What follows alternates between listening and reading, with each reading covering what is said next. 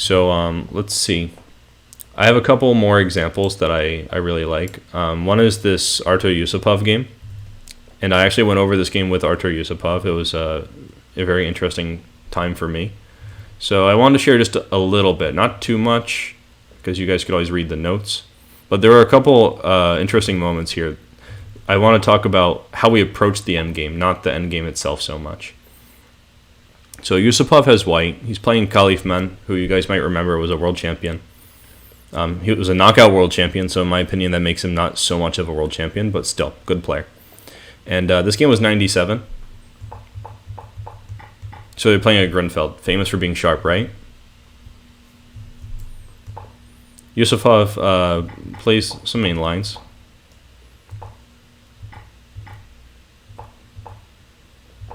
And so far he was just playing what he had to play, just protecting the d-pawn. After queen a5, we can start thinking endgame. This is why I included the example with the Spanish Berlin endgame. When the queens come off, we have a lot more capability to enter a true endgame. Thank you for following, Spartan Max. Really appreciate it. So after queen a5, we're going to look at this exchange. So he traded, and this has the extra perk of putting the knight in an unusual place. It's a little bit inactive, but it could spring to life. All right, so Hum66 is saying queenside majority for black and weak a-pawn. So it looks that way, and I kind of felt that way too. But after this session with Yusupov, I really felt like this is not the case. There are some really concrete factors that come into play. So Motosems is saying bishop b5 check. I thought about bishop b5 check as well, but this is kind of rushing in. We're rushing into the endgame. Because if you play bishop b5 check, it's not actually that favorable. They'll play bishop d7. You play bishop takes d7 check. They play king takes d7. And then what do we have? Their king is well placed in the center for the endgame. So it's not really that great. Thanks, Spartan Max. I'm glad you find it educational. By the way, if you like this, I have some additional content, some different stuff on YouTube. So there's my YouTube channel. So if we trade like that, it's actually quite favorable for black as well. It might become a hard fight. So it's nice to get things to be as easy as possible when you cruise into the endgame. So he played bishop d3. Just developing the bishop. No big deal. Protecting the weakness on e4. And here black castled. So how should we look at castling if we're thinking as an endgame player? Is this good for black or no? What do you guys think?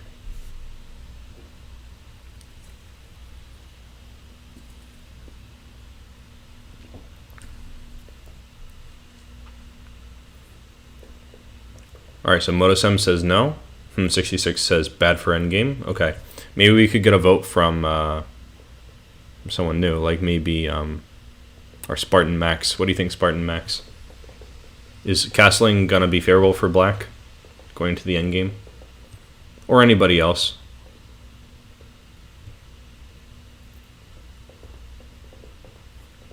I have to say that it does put their king quite far away. It's not as good as queenside castling, and either way, just staying in the center is usually the fastest way you're gonna reach. And the reason we put our king in the center is because it's flexible. We don't know yet where the weaknesses will be that are most critical. So if the king's in the center, he's equally ready to go to the queen side, the king side, the center. Kind of like in that second example we looked at today, where the king has many paths to reach one square, but it would have been maybe more favorable to have a different position for the king. Yeah, no problem. I'm sure you would have figured this out too. Castling puts the king away from the center. So Yusupov played knight e2 here, and I also thought this was a very interesting decision.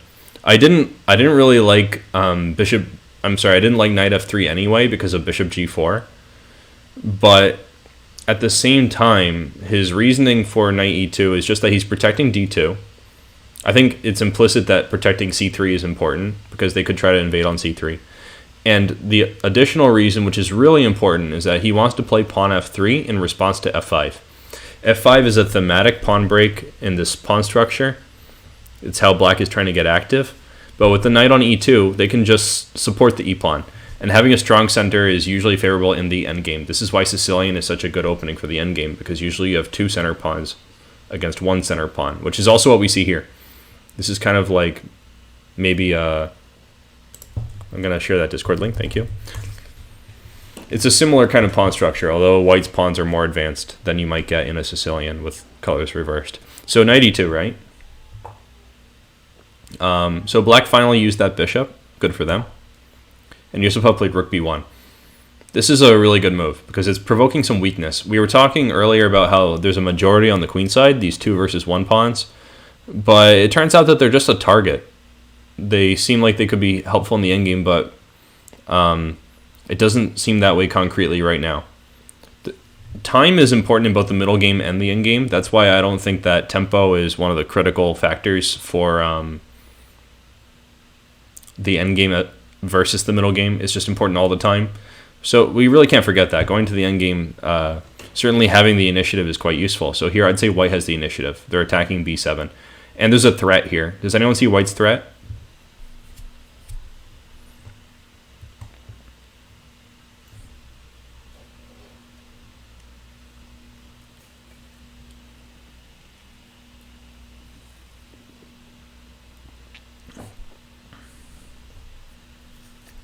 It's a little bit subtle, but not too subtle. Yeah, it's bishop d2. We want to snap off the knight and take on b7. So they played b6 right away, trying to mitigate that situation. But guess what? b6, it weakens a6 in the endgame. So Yusupov's getting exactly what he wants, actually. And so he played king d2, centralizing the king, and commenced with this typical operation of taking control of the c-file. And the reason we take control of the c-file is so we can penetrate to the 7th rank, where the rooks are even stronger. So here they come. But Khalifman's a clever player, right? So he found this way of neutralizing the pressure. He's forcing the trade of rooks. The reason you can't play rook takes e7, let me just take a look at this quickly. It should be bishop f8. I think this is very problematic because you can't go back, and if you play rook e5, I think bishop to, let's see, actually, it might have just been bishop f6 in this example. I think bishop f6 just is trapping the rook. So that's the issue. So you can't actually take the pawn. So Yusupov gave support, and after rook c8, he still can't take this pawn. Because now bishop f8 I think is good, since after rook e5, bishop b4 check, there's just too much counterplay. So he traded all the rooks, but he actually didn't do this on purpose. This was something I found interesting. This is not like in the game commentary, I'm pretty sure, that's published. He mentioned that he really wanted to control the c-file and penetrate the 7th rank, and it was kind of disappointing that he didn't. But then he realized when it happened on the board that this was exactly what he wanted. Black has all the weaknesses, not white, and white is better prepared for the endgame. The king is well centralized, there's more space, things like that. And the way that he converted this position was quite nice. So he played knight c3. This is directly attacking the queenside pawns. He's trying to play knight b5. So there it goes. And you would think this wouldn't be enough to win the game, but it really is. Black's not ready in the center, so they're racing over there. Now g4 was a really nice move, and this has to do with fixing the weaknesses. We have the potential of fixing Black's kingside so that we can go attack it later by playing g4. But other moves were possible, so I'm not going to dwell here too much. So bishop c4, this is a good move, and this is similar to what happened in the first endgame that I showed from my own game, where the bishop is attacking a pawn from far away, and it makes it very awkward to just leave it. Black cannot play the natural move king d7 because bishop takes f7 is winning material. And since at this phase of the game, the pawns are so important, they really can't afford to sacrifice that f-pawn for a couple of moves. So they played knight b8, and it starts to become painfully obvious how all this pirouetting is not favorable to Black. They played a6 to get rid of the annoying knight. Maybe I should talk about why they didn't take this a7 pawn right away. No, it's too obvious. We take the a7 pawn, they take the e4 pawn. So that's why they played king d3. But a6, it actually just creates more weaknesses. Every pawn move, it's creating more weakness. So knight c7, knight d5. Now b6 is weak. And how can they guard it, right? Trading the bishop is actually really hopeless. This is another interesting factor. This is a bishop pair example, and we saw an example where I was down a pawn and I beat someone basically just because I had the bishop pair and an active king. And this position is no different. And actually they have equal material, so it's just even better for white. So for that reason they played knight d7. But notice how passive black's pieces are. It's kind of like they're doomed to passivity now because they were just like that ever since the middle game. And they could never quite catch up as long as white plays precisely. So knight b4 is provoking another weakness. And Yusupov found this nice kind of in-between move where they can't take the knight because the bishop's hanging. That would lead to the material balance I just mentioned. So they had to take, but now the knight on d5 looks spectacular. And it's not even an opposite bishop situation, so there's not even like really a high likelihood of a draw.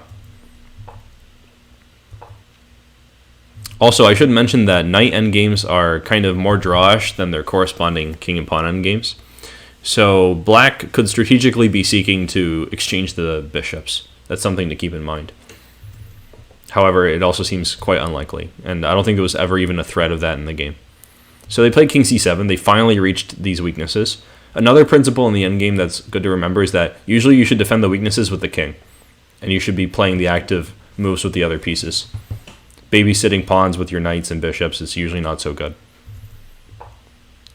So the knight flies in on the outpost square, which arrived almost by magic. And after some maneuvering and some improving of the position, finally this d5 break came in.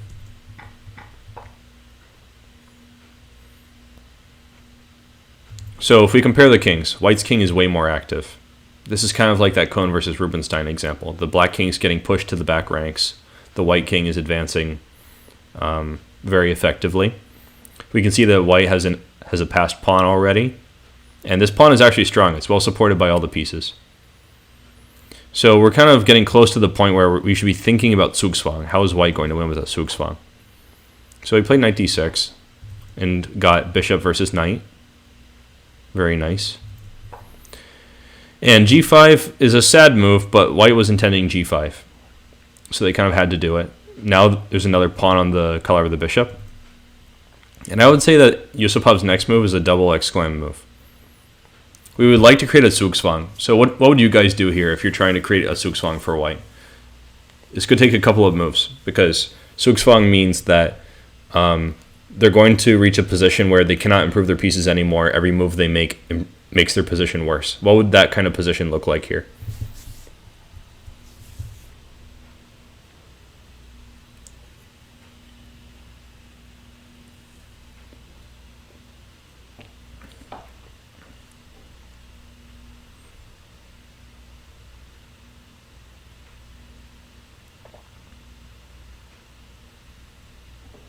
This is a tricky question. Definitely not simple.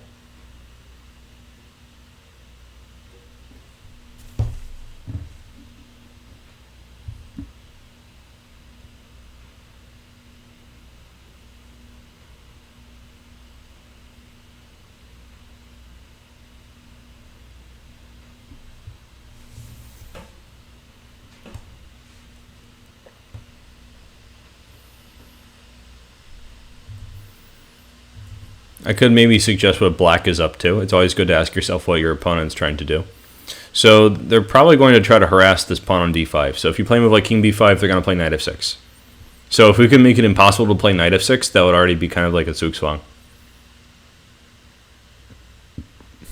But if we play just bishop e5, they'll take it. So it's not quite that easy.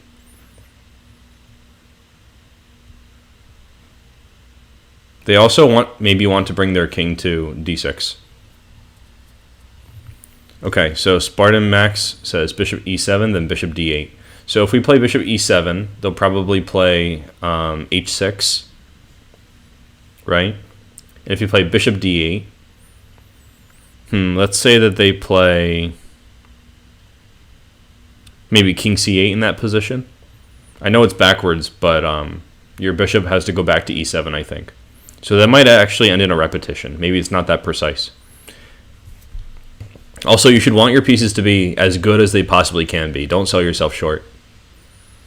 Bishop e7, it's forcing, but it's also, like, your bishop's not on the best diagonal. So I guess we also have to ask, what is the best place for that bishop? If you just pick it up, like Bughouse style, and just put it somewhere, where would it be?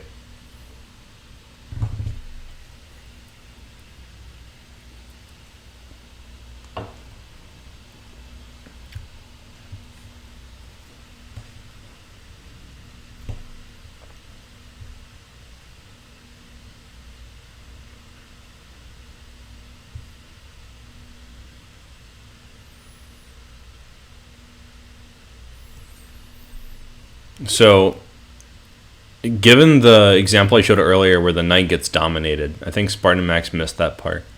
If we're trying to dominate a knight, we should see what squares it can go to.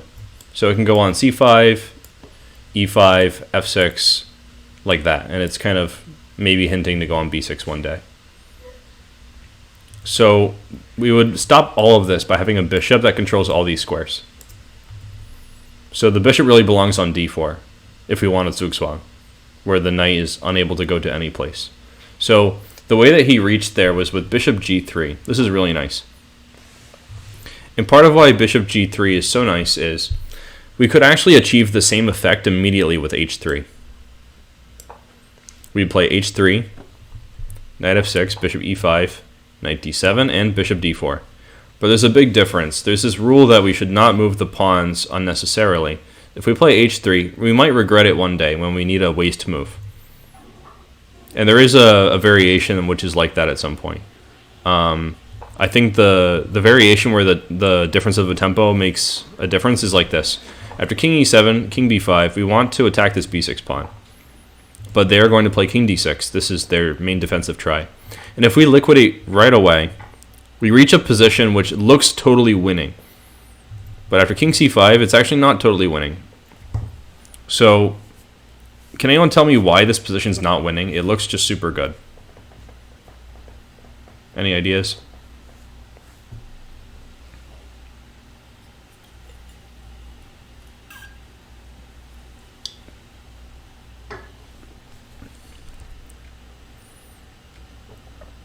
By the way, Yusupov mentioned that he had this excellent trainer, Mark Dvoretsky. He's very famous. Everyone should know him. And he had actually studied this, maybe exactly this position or one very similar, with him just prior to this game. So he was luckily aware of this motif. Whenever we have a rook pawn, there's some tendency for a draw, because the king can get trapped on the edge, or maybe the king can run in front of the pawn and get a stalemate. But this position is highly unusual because it's a rook pawn plus 6 other pawns. So for this to be a draw, there's a very special circumstance. Anyone know what's special about this circumstance?